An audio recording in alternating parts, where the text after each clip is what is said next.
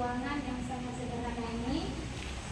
Selawat dan salam tidak lupa pula pangkuan alam yang besar Muhammad Sallallahu Alaihi Wasallam yang telah membawa kita dari alam kebodohan ke alam ilmu pengetahuan. Yang saya hormati Ibu Kepala Sekolah SD Negeri 4 Simpang Keramat, dan yang saya hormati seluruh para dewan guru yang telah hadir dalam ruangan ini. Baiklah, maksud dan tujuan saya pada hari ini, saya ingin menyebarkan pemahaman dan penerapan pengamalan budaya positif, karena ini menjadi salah satu tugas saya di kegiatan guru penggerak saya, yaitu pada modul 1.4. Jadi pada hari ini saya ingin menyebarkan pemahaman budaya positif kepada rekan-rekan sekalian yang ada di SD Negeri 4 Simpang Keramat. Nah, budaya positif. Apa itu budaya positif? Budaya positif merupakan perwujudan dari nilai-nilai atau keyakinan universal yang diharapkan di sekolah. Budaya positif dapat mendorong murid untuk mampu berpikir, bertindak, dan mencipta sebagai proses memerdekakan dirinya, sehingga murid mampu mandiri dan bertanggung jawab. Konsep inti budaya positif terdiri dari beberapa bagian. Yang pertama ada perubahan paradigma belajar. Kedua, disiplin positif. Ketiga, kebutuhan dasar manusia. Keempat, motivasi perilaku manusia. Kelima, posisi kontrol guru, keyakinan kelas, dan yang terakhir segitiga restitusi. Nah, sekarang saya akan menjelaskan sedikit pemahaman tentang beberapa budaya positif tadi. Yang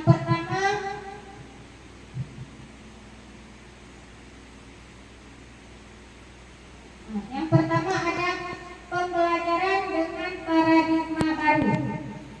Kita sekarang berada di kurikulum Merdeka Mengajar. Nah, di sini ada 6 profil pelajar Pancasila yang kita harapkan ada dalam karakter siswa kita. Yang pertama ada kebinekaan global, beriman dan bertakwa kepada Tuhan Yang Maha Esa, bergotong royong, kreatif, bernalar kritis, dan mandiri. Untuk mencapai profil pelajar Pancasila ini, pembelajaran dengan paradigma baru. Apa itu pembelajaran dengan paradigma baru? Ini merupakan pembelajaran yang dirancang berdasarkan prinsip pembelajaran berdiferensiasi, sehingga para peserta didik belajar sesuai dengan kebutuhannya berdasarkan tahap perkembangan sesuai dengan teori psikologi modern untuk mewujudkan profil pelajar Pancasila. Yang kedua, di sini ada disiplin positif. Yang kedua, apa itu disiplin positif? Disiplin positif adalah pembiasaan hal yang baik, mencakup sikap atau perilaku maupun tutur kata oleh seluruh warga sekolah, terutama bagi murid, agar dapat berkembang menjadi peserta didik yang kritis dan bertanggung jawab. Sebagai pendidik, tujuan kita adalah menciptakan peserta didik yang memiliki disiplin diri sehingga mereka berperilaku mengacu kepada nilai-nilai kebajikan universal dan memiliki motivasi dalam diri menuju perubahan perilaku ke arah yang lebih baik. Nah, di sini disiplin positif ini sudah kita terapkan. Sepertinya setiap sekolah ada disiplin positif, yaitu pembiasaan yang sudah kita programkan dari tahun-tahun sebelumnya. Contoh di sekolah kita di sini kan ada pembiasaan membaca Asmaul Husna, pembacaan apalagi setiap hari Yasin. Ya, pembacaan Yasin, ada pembacaan surat pendek, ada lagi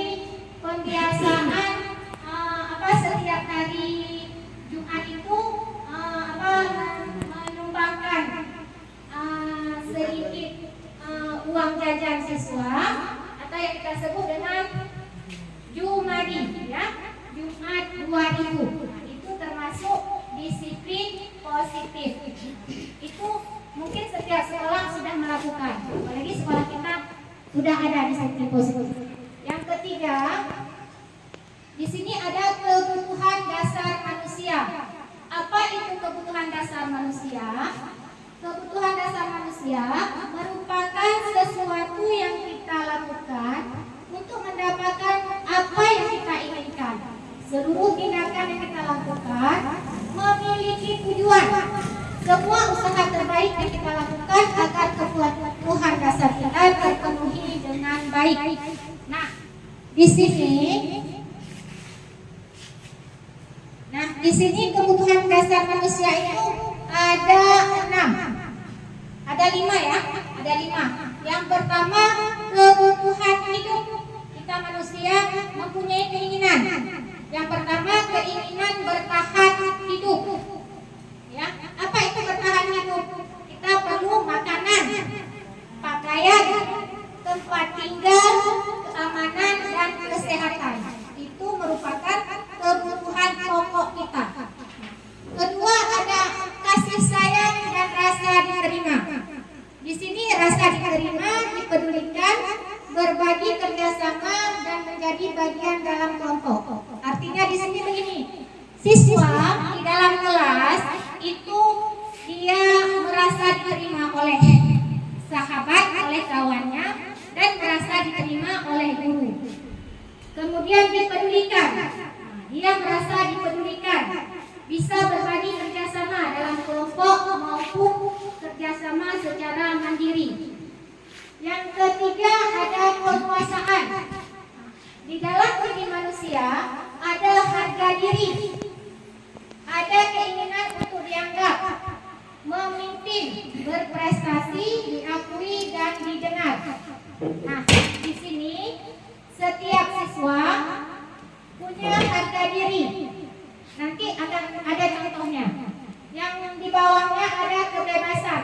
Kebebasan merasa mandiri, memiliki pilihan, mencoba hal baru, dan mampu mengendalikan arah dirinya.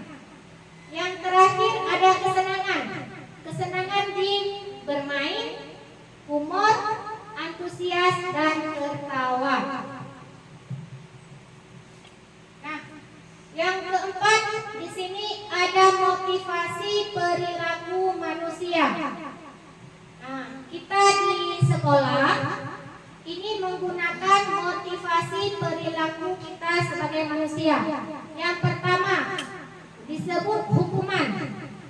Apa itu hukuman? Tidak terencana, tiba-tiba. Murid tidak tahu apa yang akan terjadi, bersifat satu arah, berupa hukuman fisik atau psikis. Ini yang memberikan guru ketika siswa melakukan kesalahan atau melanggar peraturan. Kebanyakan dari kita guru memberikan hukuman. Sekarang hukuman ini tidak boleh lagi dilakukan. Yang kedua ada konsekuensi. Yang pertama terencana, disepakati sesuai aturan. Murid tetap dibuat tidak nyaman. Sikap guru selalu memonitor murid. Maksudnya di sini konsekuensi dari pelanggaran yang dilakukan siswa. Karena kita tadi ada membuat kesepakatan. Ketika siswa melanggar kesepakatan, kita memberikan konsekuensi. Konsekuensi ini terencana. Berarti ketika kita buat kesepakatan, tentu kita membuat konsekuensinya jika dilanggar. Nah, konsekuensi ini ternyata tidak sepenuhnya benar. Masih membuat siswa merasa tidak nyaman. Yang ketiga ada restitusi. Apa itu restitusi? Restitusi adalah proses menciptakan kondisi bagi murid untuk memperbaiki kesalahan. Kedua, proses kolaborasi yang mengajarkan murid untuk mencari solusi sendiri. Nah, di restitusi ini tidak memberi hukuman, tidak memberi konsekuensi, tetapi di sini kita dan siswa mencari jalan keluar bersama atas pelanggaran atau keyakinan yang dilanggar. Nah, yang kelima ada posisi kontrol guru. Nah, di sini akan saya jelaskan sedikit kita sebagai guru memiliki kontrol. Kontrol manakah yang baik yang bisa kita lakukan? Di sini ada beberapa kontrol. Pertama, penghukum. Kita sebagai seorang guru menjadi penghukum. Ketika anak-anak melakukan kesalahan, kita memberi hukuman. Yang kedua, membuat merasa bersalah.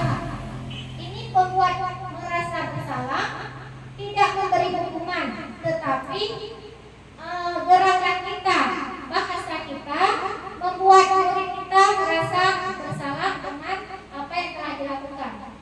Ada di sini lagi kita sebagai teman, murid dan kita selakunya teman. Yang keempat ada pemantau.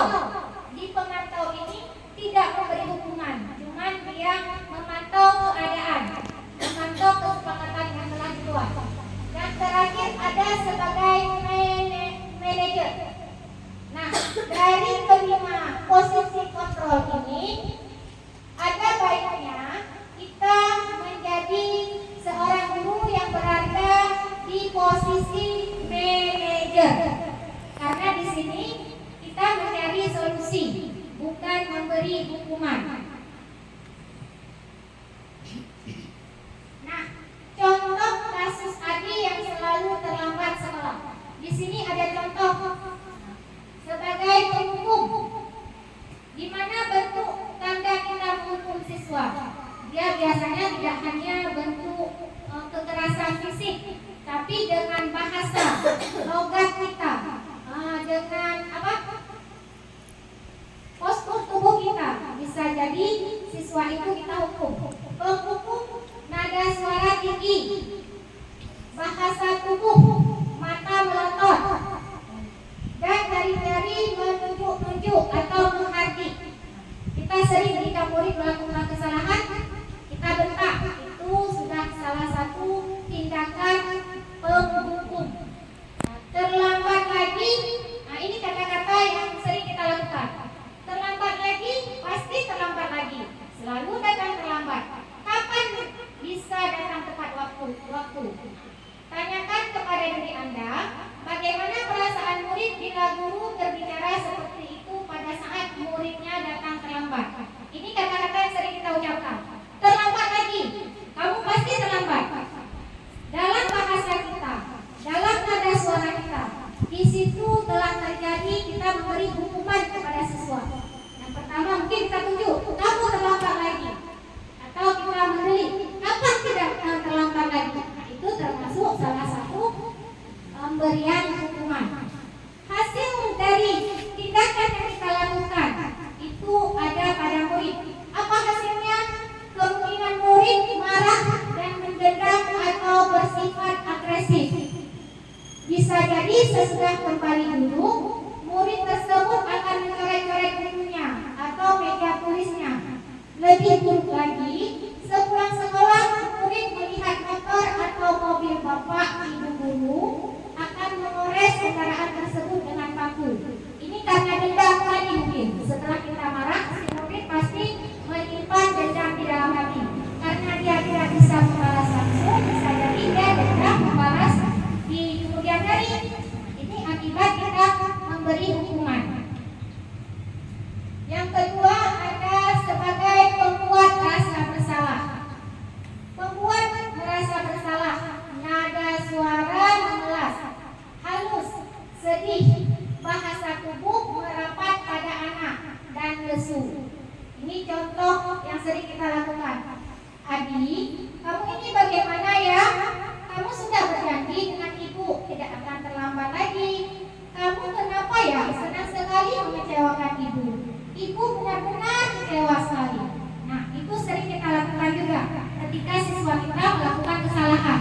Kita angkat dengan siswa, tapi nada bicara kita menyebabkan siswa merasa bersalah. Bagaimana perasaan murid bila ditegur seperti ini? Ini hasilnya. Murid akan merasa bersalah. Bersalah telah mengecewakan ibu atau bapak gurunya. Murid akan merasa menjadi orang yang gagal dan tidak sanggup membahagiakan orang lain. Kadang-kala sikap seperti ini lebih berbahaya dari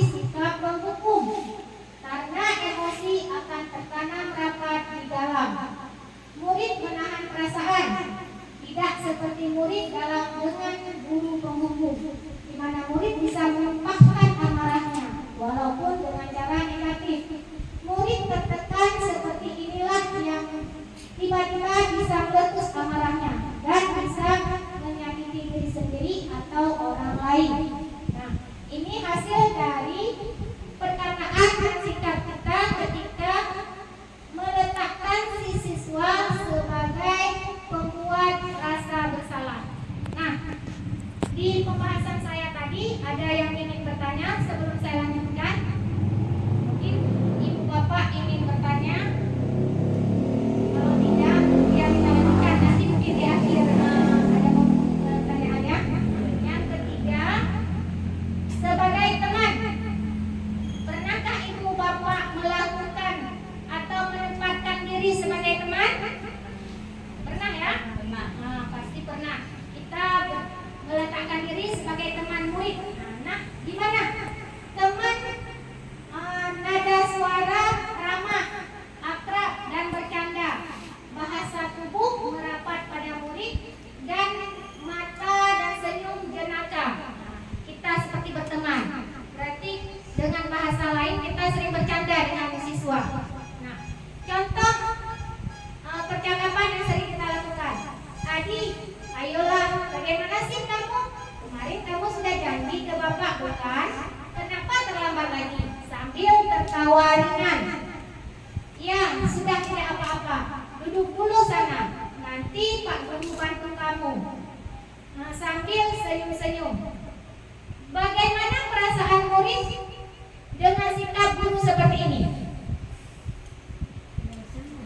Senang ya? Merasa dekat, merasa senang, merasa dekat dengan guru.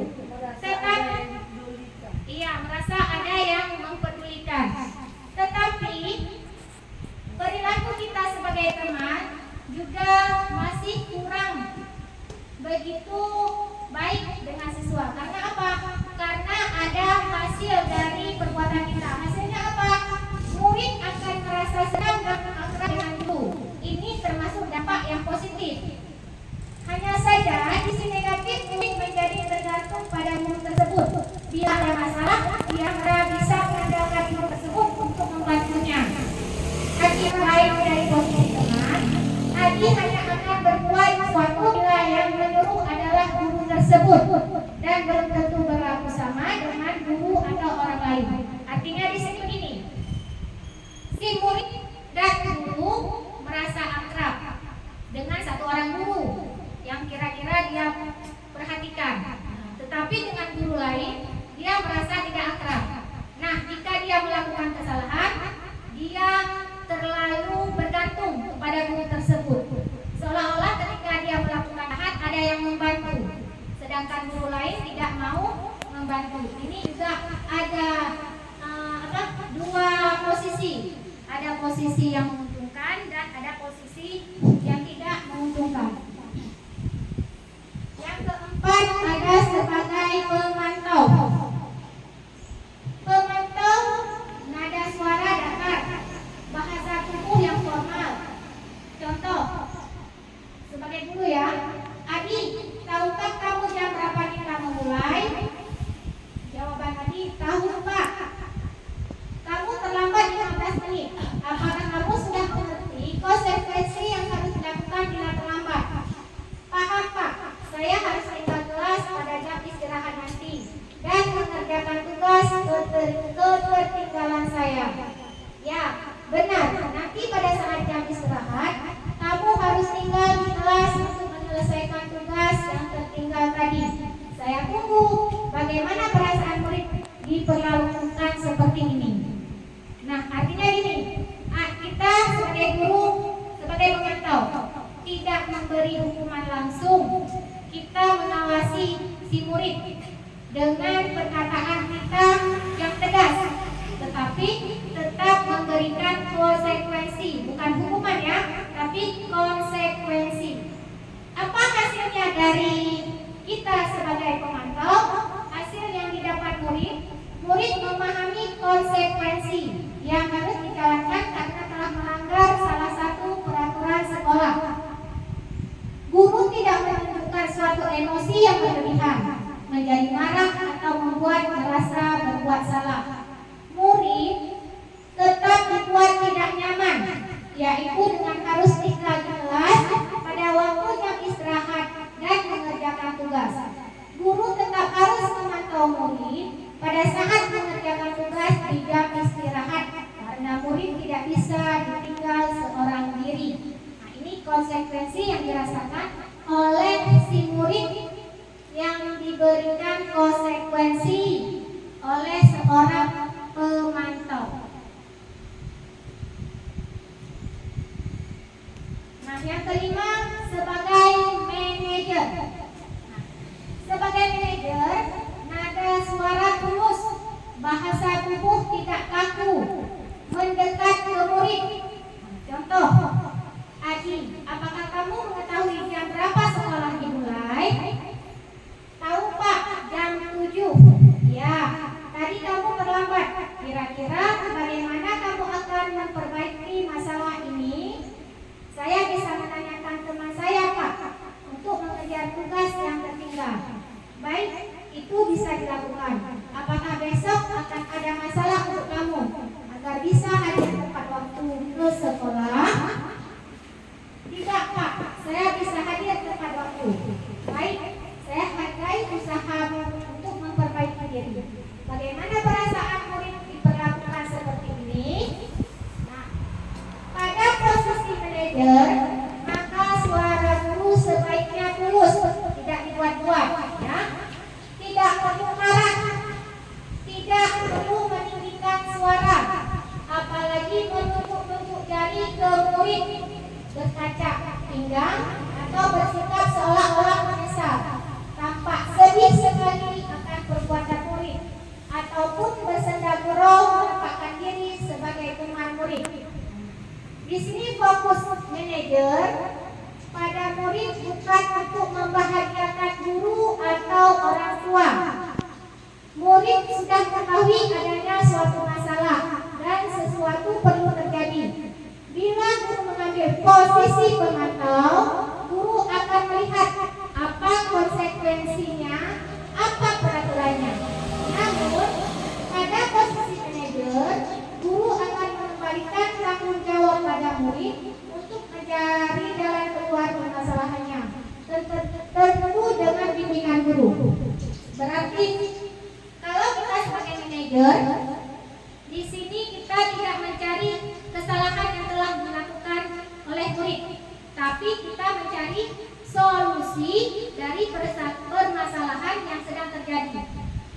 Solusi itu tidak kita yang keluarkan, tapi kita tanya kepada si murid, dari kesalahan dia, solusi apa yang bisa ia dapatkan.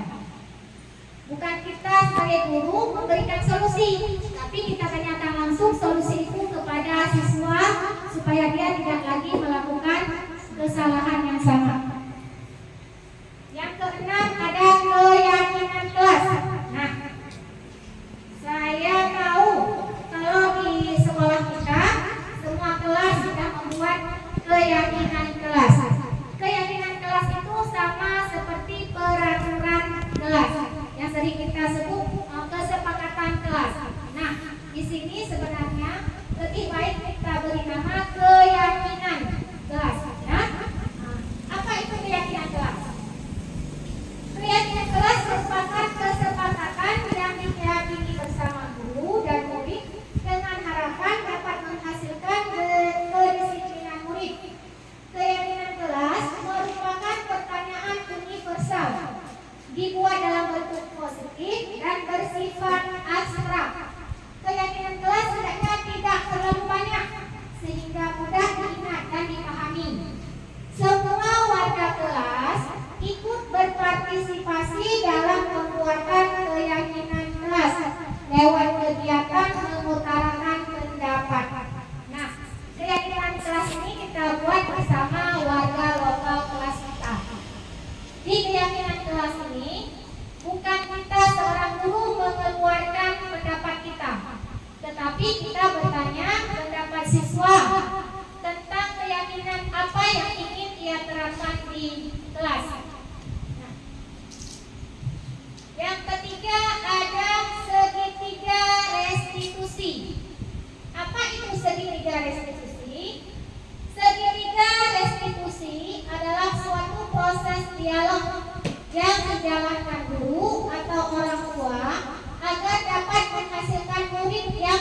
mandiri dan bertanggung jawab. Segitiga restitusi membantu murid memiliki tujuan positif, disiplin positif, dan memperbaiki dirinya setelah berbuat salah. Restitusi bukan untuk menembus kesalahan, namun untuk belajar dari kesalahan. Nah, ini segitiga restitusi ini sangat bagus dan sangat baik kita terapkan ketika anak-anak melakukan kesalahan. Karena di segitiga restitusi ini kita mencari perbaikan dari setiap masalah yang dilakukan siswa dengan melibatkan siswa tanpa membuat dia merasa takut, terbebani. Tapi di sini kita memiliki tujuan supaya apa yang dilakukan siswa itu punya jalan keluar. Tahapan segitiga restitusi. Tahap yang pertama, menstabilkan identitas. Contoh percakapan. Ini contoh ketika kita memanggil siswa yang melakukan kesalahan atau membuat pelanggaran atau melanggar keyakinan kelas kita. Yang pertama, kata-kata yang kita ucapkan, berbuat salah itu manusiawi. Tidak ada manusia yang sempurna. Bapak, ibu, guru juga pernah melakukan kesalahan seperti itu. Bapak, ibu tidak tertarik mencari siapa yang salah, tapi bapak, ibu ingin mencari solusi dari permasalahan ini. Kamu berhak merasa itu. Ini percakapan yang bisa kita berikan ketika si murid melakukan pelanggaran atau kesalahan. Yang kedua, validasi tindakan yang salah. Nah, ini contoh percakapan yang kita lakukan. Kamu pasti punya alasan kenapa kamu melakukan hal itu. Padahal kamu bisa melakukan yang lebih buruk dari ini, ya. Kamu patut bangga pada dirimu sendiri karena kamu telah melindungi sesuatu yang penting buat kamu. Ini kalimat yang kita ucapkan di validasi tindakan yang salah. Artinya kita memberi percakapan kepada siswa dengan kata-kata yang telah saya bacakan tadi. Yang ketiga, menanyakan keyakinan. Kepada siapa kita menanyakan keyakinan ini?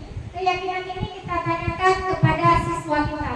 Cara bertanyanya, contoh percakapan. Apa keyakinan kelas kita? Nilai-nilai apa yang telah kita sepakati? Seperti apa gambaran kelas yang ideal menurut kamu? Kamu mau jadi orang yang seperti apa? Nah, di sini percakapan ini biasanya kita tanyakan ketika siswa melakukan kesalahan atau melanggar kesepakatan kelas kita. Kita ingatkan dia keyakinan kelas yang telah kita buat bersama. Kita ingatkan, kita sangkut pautkan dengan kesalahan yang telah dia lakukan. Nah, di sini ada video contoh perbuatan keyakinan kelas yang telah saya lakukan.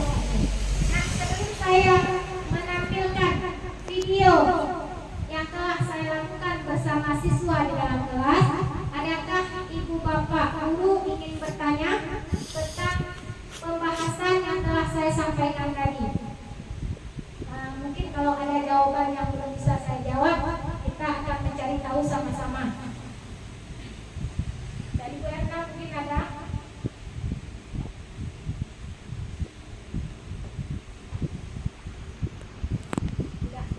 Semua sudah paham ya? Mungkin ini mungkin begini.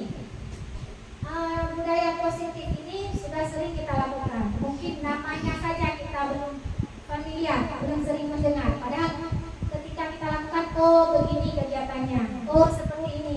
Padahal sudah sering kita gunakan. Mungkin namanya saja kita yang tidak tahu. Seperti tadi ada posisi kontrol. Mungkin kita sering melakukannya dan menempatkan diri kita sebagai manajer misalnya. Cuma kita tidak tahu apa sih itu manajer. Nah, dari pembahasan saya mungkin rupanya selama ini saya sudah melakukan posisi kontrol diri saya sebagai seorang manajer, atau posisi kontrol saya sebagai seorang penghukum. Tapi kebanyakan kita di sekolah, guru sekarang sudah cerdas, ya, tidak melakukan lagi posisi kontrol sebagai penghukum. Kebanyakan kita melakukan posisi kontrol sebagai seorang teman atau pemantau.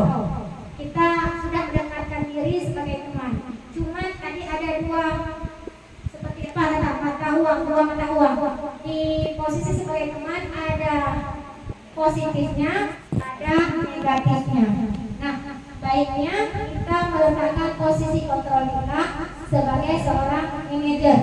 Itu sudah pasti amat baik bagi diri kita dan bagi murid kita.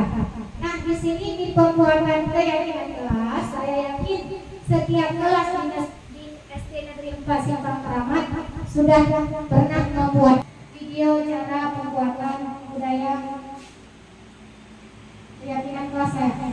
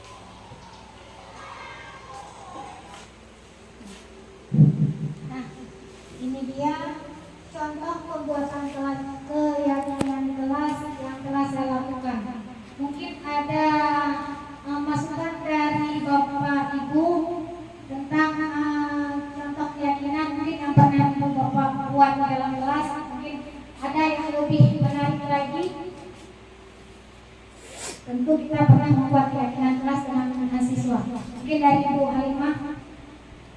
Boleh.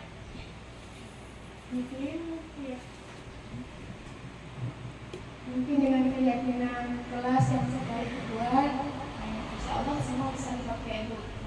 Dan bagi saya kayaknya tidak perlu ada tambahan lagi. Tidak perlu tambahan lagi ya. Berarti ini bisa menjadi contoh buat Ibu ya untuk menerapkan keyakinan kelas seperti ini di dalam kelas ya Bu ya. Mungkin ada pendapat lain dari Ibu Maulida yang kan Ibu Maulida di kelas 1 ya, kelas 1 mungkin pernah membuat keyakinan kelas yang lebih bisa kita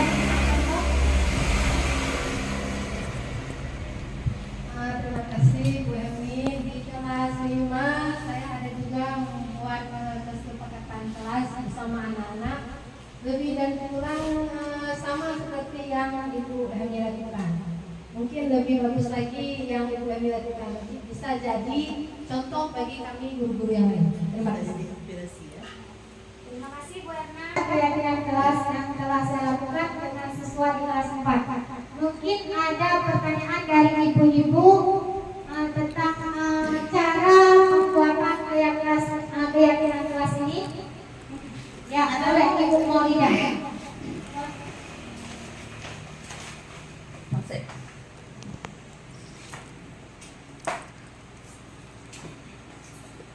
Bu Emi, dari contoh pembuatan keyakinan di kelas Bu Emi saya sangat salut. Saya dari kelas 1 tidak tahu bagaimana cara membuat keyakinan bagi anak-anak kelas 1 karena mereka kan belum tahu caranya dan mereka juga belum paham.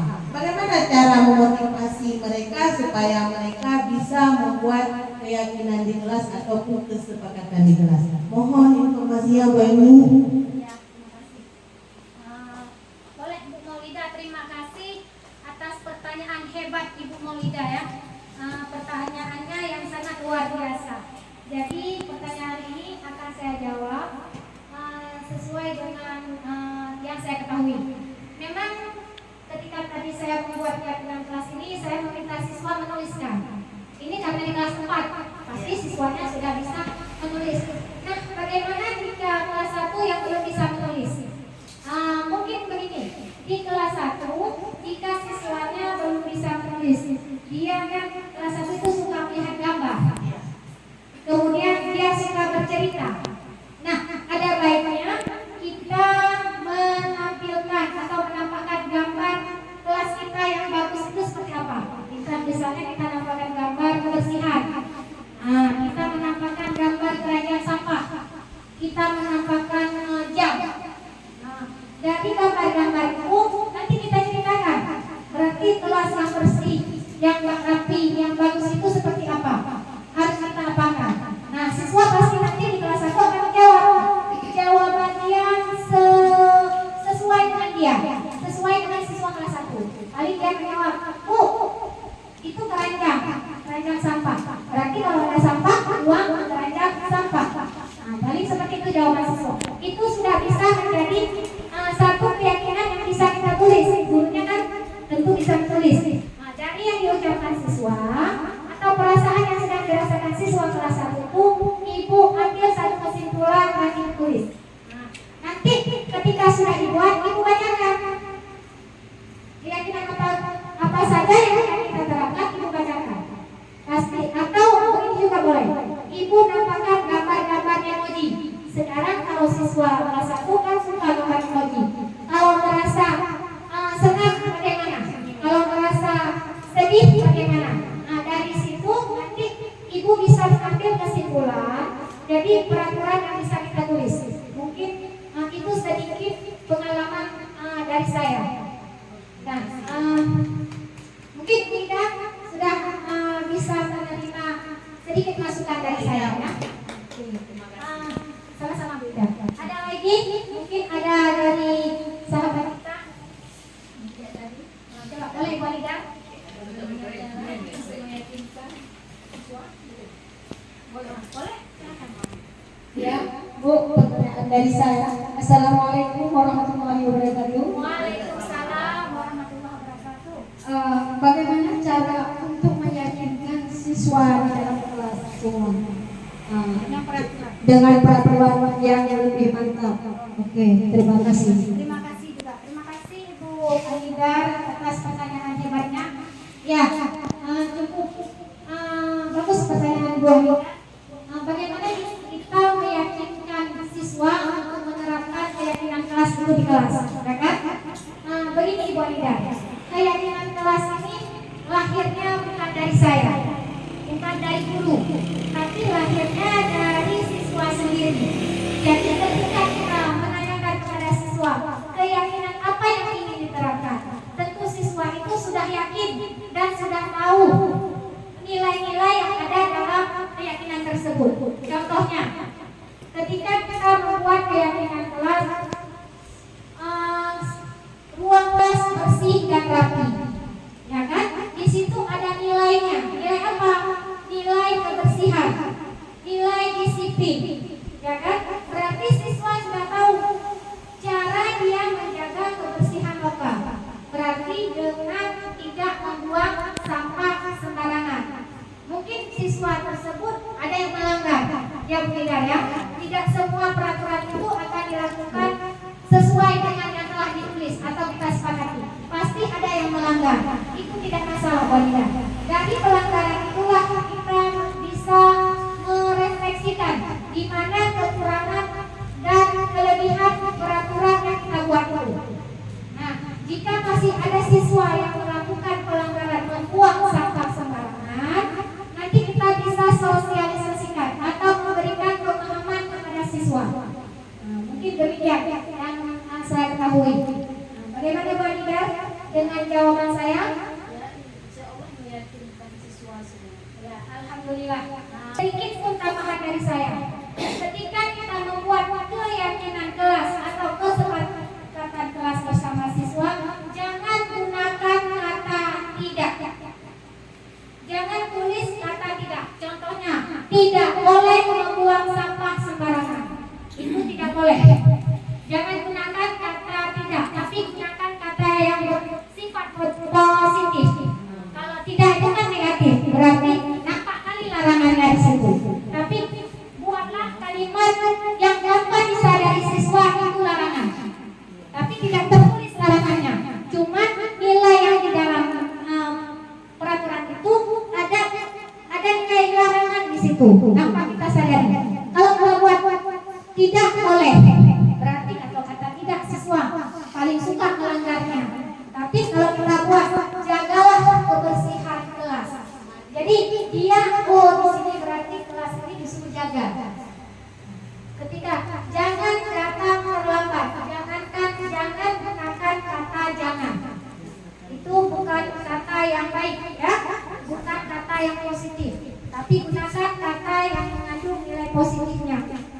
Kata jangan kita gunakan datang tepat waktu. Dari kata jangan datang telat kita ganti menjadi dengan kata datang tepat waktu. Nah, itulah perbedaan cara membuat keyakinan kelas. Sebelum saya mengikuti pendidikan guru penggerak dengan sekarang setelah saya memahami sedikit budaya positif. Nah, setelah pemaparan tadi mungkin ada yang merasa cenut-cenut ya, sudah duduk sudah hampir 1 jam penuh. Jadi supaya semangat lagi, bagaimana kalau kita buat es speaking? Mungkin ada salah satu rekan saya yang ingin membantu saya membuat es speaking pada hari ini. Boleh, siapa saja. Biasanya guru kelas 1 paling inovatif. Menghilangkan penat ibu-ibu semuanya, sejenak kita melakukan ice breaking. Setuju ibu-ibu? Setuju. Ayo kita buat ya. Dapu apa kabar? Baik-baik, sehat-sehat, pintar-pintar, ceria. Udah semuanya kan ibu-ibu? Udah kan, terima kasih. Terima kasih juga Bu untuk Ibu memberikan es briefing kepada kita. Nah, di sini dari kegiatan yang telah dari pembahasan yang telah saya sampaikan kepada Ibu, dapat saya ambil satu kesimpulan. Semoga apa yang telah saya paparkan tadi menjadi satu pengetahuan baru untuk ibu bapak yang ada di sekolah dan bisa kita terapkan bersama-sama di sekolah kita, agar sekolah kita ini menjadi sekolah yang lebih baik, yang lebih menuntun siswa untuk menjadi atau membawa siswa merdeka dalam belajar, merdeka dalam bersikap sesuai dengan aturan yang telah kita yakini bersama.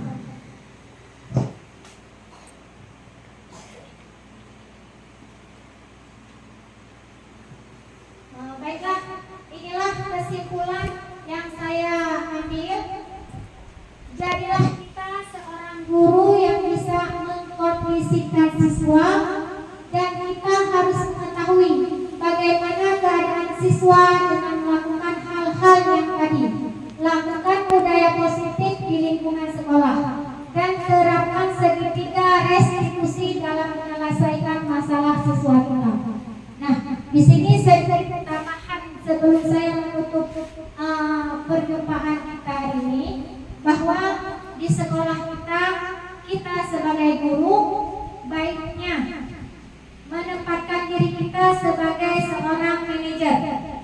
Kemudian gunakan segitiga restitusi dalam menyelesaikan masalah yang sedang dihadapi oleh siswa kita. Nah, sebelum kita melakukan segitiga restitusi ini, ada baiknya kita membuat kesepakatan atau keyakinan kelas dulu di dalam kelas bersama siswa. Tanyakan kepada siswa keyakinan apa yang ia ingin terapkan. Dari keyakinan itu nanti kita bisa mengambil satu kesimpulan dengan menggunakan segitiga restitusi. Arti segitiga restitusi ini berarti kita mencari jalan keluar dari masalah yang sedang dihadapi siswa. Karena banyak yang kita alami sekarang, siswa mengalami beberapa masalah atau melanggar peraturan yang telah kita yakini atau sepakati. Dari kesalahan itu kita bisa mencari solusi. Kita tanyakan pada siswa keyakinan apa yang telah kita sepakati, dan dari situ kita ambil jalan keluar bersama-sama, sehingga siswa tidak merasa terbebani, tidak merasa diberi hukuman, tidak merasa kita ini sebagai guru penghukum, sebagai guru yang memberi konsekuensi tanpa mendengar keluh kesah dia, tanpa mencari tahu apa masalah dia. Nah, setelah kita belajar atau memahami budaya positif ini, maka kita akan bisa mengambil jalan keluar untuk kemerdekaan guru dan kemerdekaan siswa sesuai dengan kurikulum sekarang dan sesuai dengan profil pelajar Pancasila yang sedang kita terapkan kepada siswa kita dan kepada diri kita sendiri. Mungkin hanya ini pemaparan saya yang telah saya sampaikan. Lebih dan kurang saya mohon maaf. Saya akhiri dengan wabillahi taufik wal hidayah. Assalamualaikum warahmatullahi wabarakatuh. Waalaikumsalam warahmatullahi wabarakatuh.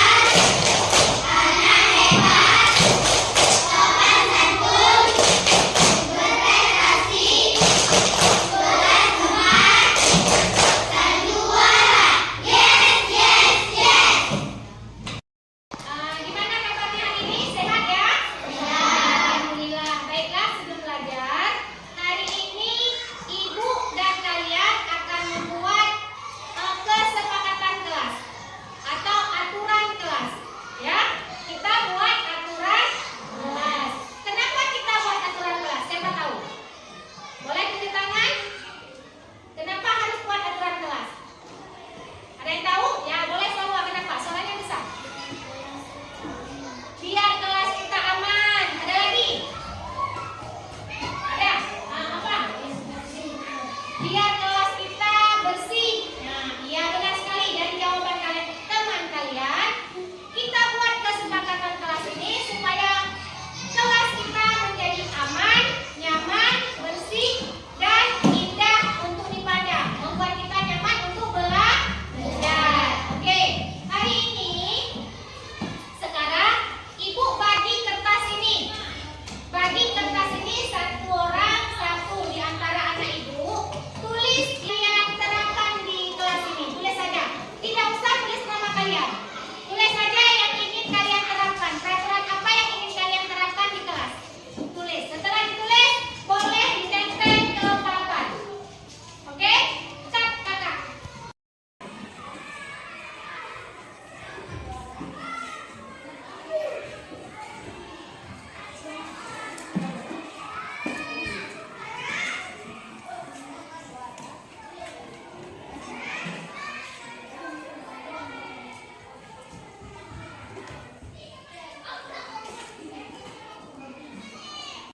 Kalau sudah, boleh ditempel di papan. Ayo, tempel yang sudah. Satu-satu ya, antri ya. Ada. Oke. Tempel terus. Tempel. Boleh tempel terus. Boleh duduk yang sudah, boleh duduk. Yang sudah boleh duduk. Oke, mana lagi? Wow,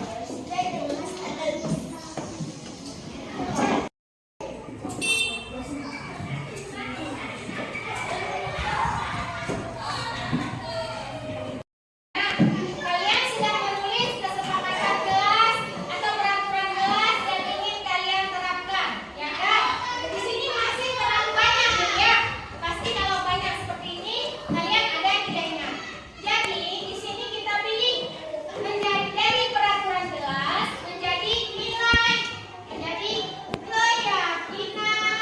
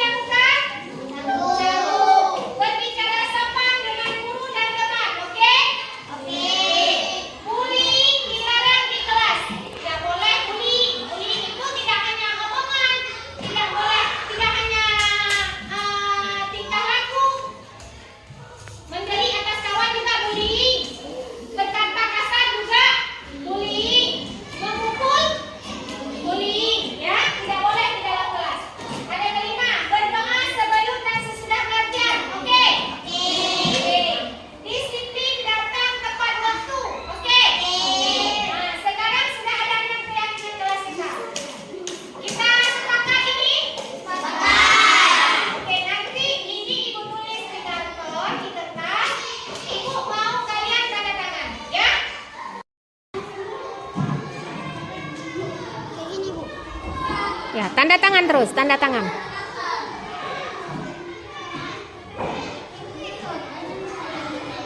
Gak apa-apa, udah. Tutup. Tutup lagi, tutup. Dah. Terus. Dafa. Yang lain siapa lagi? Boleh maju tanda tangan.